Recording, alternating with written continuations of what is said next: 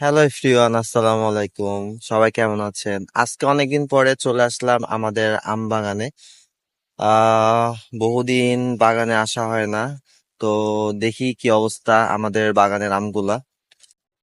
চলে আসলাম আর একটা বাগানে, আর দেখতে পাচ্ছেন আসলে খুবই সুন্দর। আসলে ভালো লাগে আসলে। যখন ছোট ছিলাম তখন আসতাম, এসে এখানে বসে থাকতাম, আম কুড়াইতে আসতাম যখন ঝড় আসতো। তো বাগানের অবস্থা খুবই খারাপ। আসলে পরিচর্যা নাই, কেউ আসে না বাগানে, সবাই কর্মব্যস্ততা নিয়ে ব্যস্ত থাকে।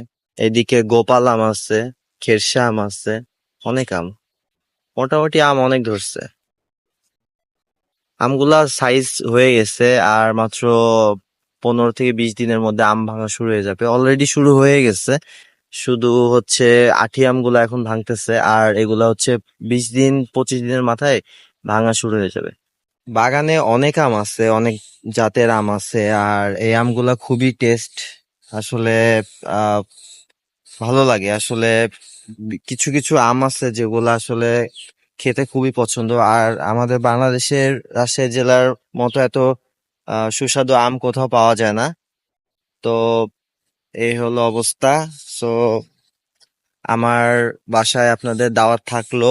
আম আর মাত্র 20 দিনের মাথায় উঠে যাবে, আর উঠলে আমি আপনাদেরকে আম খাওয়াবো। যারা যারা খেতে চান অবশ্যই রাজশাহীতে চলে আসবেন। সো আল্লাহ হাফেজ।